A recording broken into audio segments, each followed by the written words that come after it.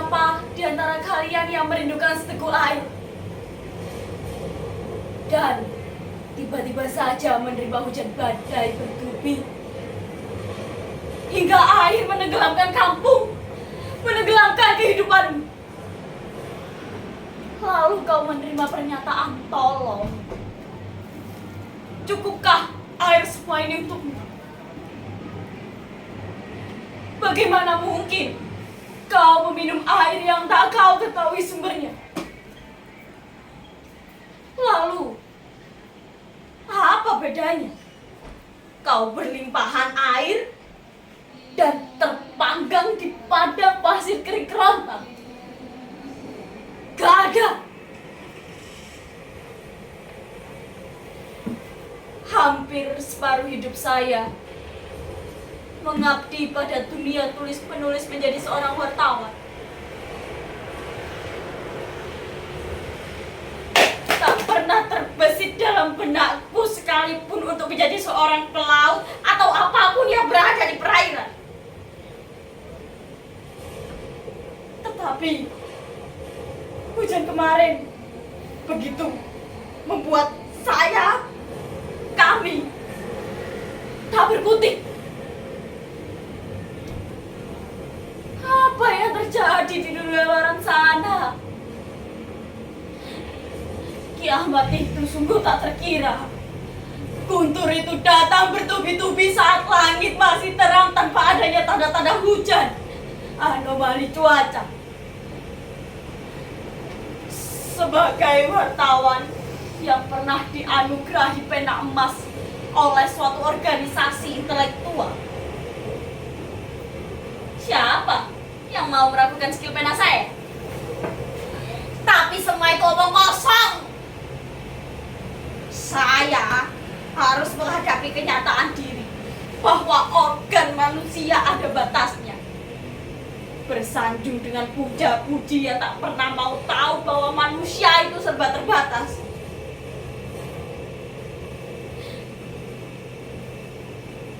Mungkin saja pemanasan global ada. Wah, bagaimana seorang wartawan hadir dengan keraguan tolol seperti ini? Tapi itulah, hanya saja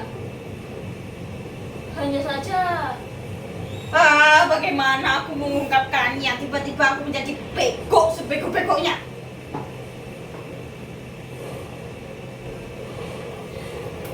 Kala itu kami sedang disibukkan oleh liputan-liputan mengenai pilkada, isu sara, muslim non-muslim, Donald Trump memenangi pemilu di Amerika, perkelahian massal, pembunuhan karakter, pengadilan yang tak pernah bisa adil, politik, kekuasaan. Ya, saya kira dunia sudah di puncak riuhnya. Di dunia ini, hampir setiap orang memiliki korannya masing-masing yang tanpa diketahui siapa juragannya. Semua orang berhak berbicara.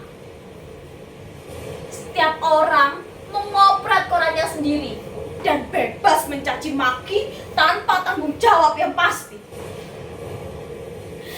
Negara hanya bisa mengelola 1/10-nya. 90% lainnya beredar luas, menggurita, menjadi gumpalan bola panas yang diketahui atau tidak. Dan politik berkuasa atasnya. Kita tidak bisa mengatakan suka atau tidak suka dengan politik. Berita-berita yang memprovokasi semua hadir dan menjadi perselisihan di ruang-ruang domestik, menjadi saling unfriend di atas ranjang atau melabrak meja makan keluarga.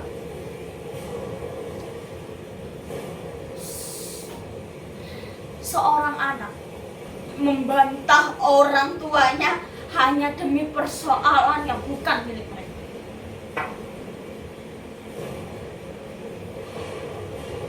Kita tidak bisa mengatakan bahwa kita tidak membutuhkan. Meski dengan gopoh, sumpah pada diri sendiri seefektif dan seefisien mungkin. Bahkan ketika kita menjadi alien sekalipun, tak ada ruang baginya. Lantas semua ini tentang apa?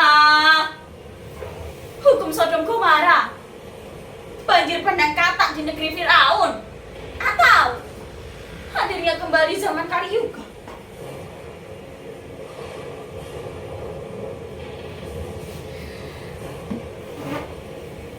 Sebagai manusia mungkin saya capek.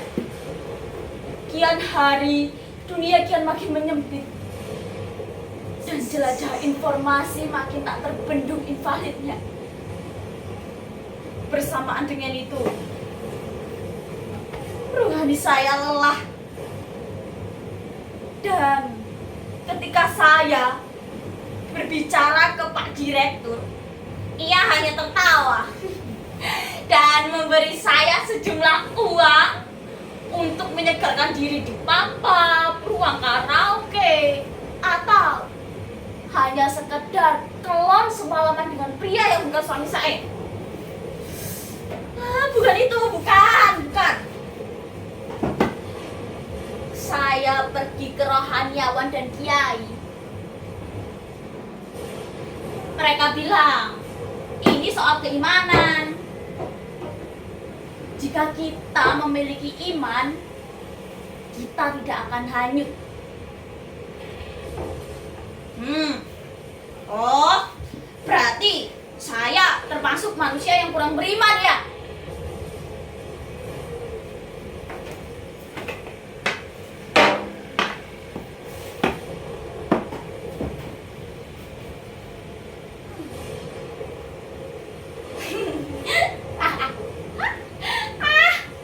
Ini anugerah yang menghina, datang di saat yang tidak tepat. Datang tak diundang, pulang tak diantar.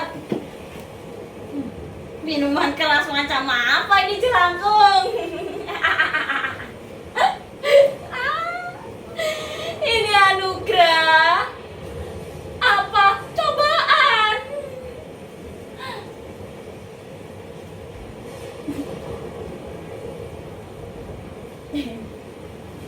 Hujan informasi itu makin tak terbendung.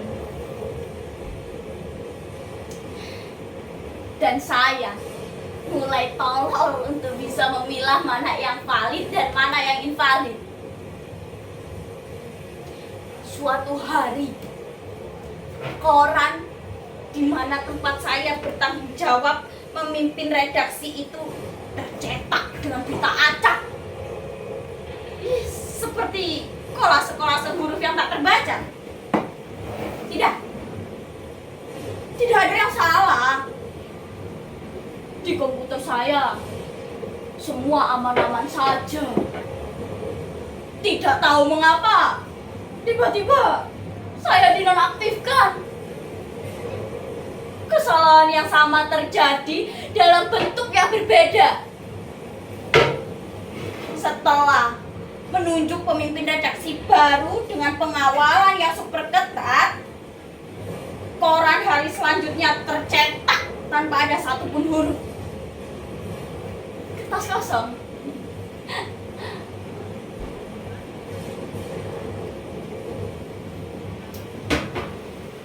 Segera saya mendapat tuduhan makar, sabotase. Saya dituduh mengkorupsi huruf, kata, dan kalimat. Saya dituduh menggelapkan informasi. Di tengah hujan badai begini, informasi. Saya menggelapkan informasi. Yang benar saja. Kok pemret yang dipecat? Harusnya kepala percetakan kan? Saya sudah mencoba menjelaskan sebisa saya, tapi nyatanya tak dipercaya. Beberapa redaktur terbelah menjadi beberapa faksi. Ada yang pro, ada juga yang kontra. Bersamaan dengan itu, Gelombang massa bergerak di mana-mana atas nama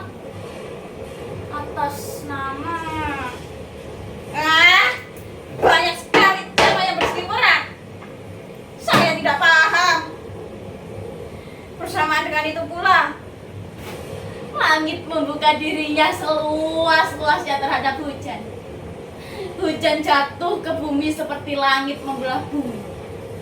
Dan tak terhitung hari pun air menggelap di mana-mana.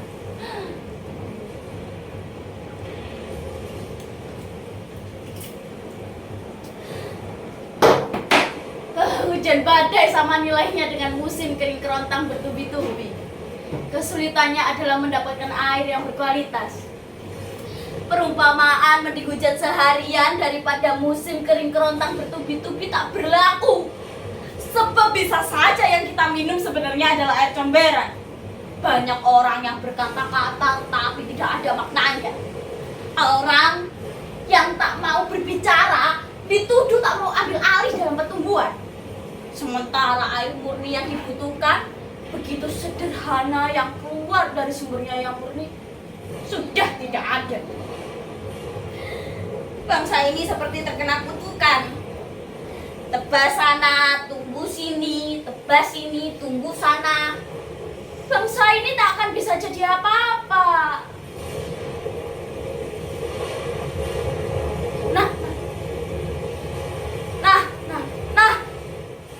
Nah, hujan itu datang lagi. Petaka itu datang lagi. Saya tidak akan kemana-mana.